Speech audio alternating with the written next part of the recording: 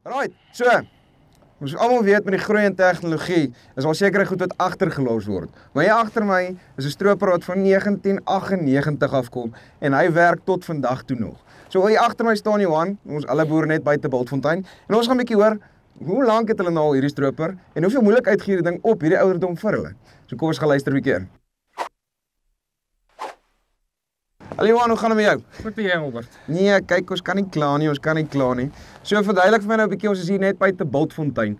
Waarvoor gebruik jy hierdie monster wat hier agter jou staan? Jong, hierdie monster, hy stroop nou al 20 jaar, stroop hy mielies, koring en sojas en ons kan dit klaar nie. Hierdie stroper het nog bitter min moeilikheid met hom gehad. In die 20 jaar wat ons hom het ons een keer sy dieselpomp afgehaal, net geherstel en verder geen moeilikheid nie. Omdat hy so oud is en hy's lekker lig. Hierdie jaar wat dit so nat was, met die dubbelwiele het ons lekker ver ingegaan. Waar groot stroper wat swaar is, sit vinnig vas. Dis iets wat ek nou juist wou sê, is hierdie wêreld hier rondom ons het mos nou al die reën gekry hierdie jaar. Die manne het 'n bietjie verdrink en amper in modderplaasies gespeel op hulle lande, maar ek sien nie treks nie. Het julle geen nood gehad vir die treks nie? Julle het gestroop, julle het aangegaan soos normaal? Ons het gestroop net soos hy is met hierdie dubbelwiele. Ons het besproeiing ook en jy druk net deur en hy gaan.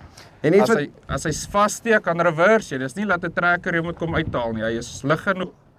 En dan iets wat jy ook gesê het is, ons almal weet tegnologie is nou besig om te klim en die stropers deesdae is so deftig.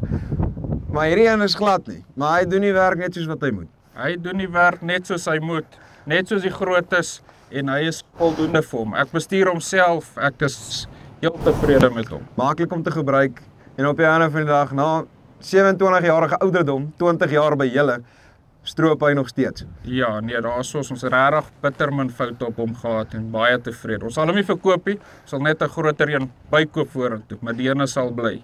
100%. Dankie Johan. Kyk, as ons nou eerlik is, 27 jaar ouer as wat ek is. So hierdie ding bestaan al langer as wat ek bestaan en hy beteken eintlik half bietjie meer vir die samelewing as wat ek doen. So ja, as julle enigstens meer wil uitvind oor keis, julle link sal hier onder wees en gaan doen navorsing en maak seker jy koop vir jou ook so 'n betroubare ding.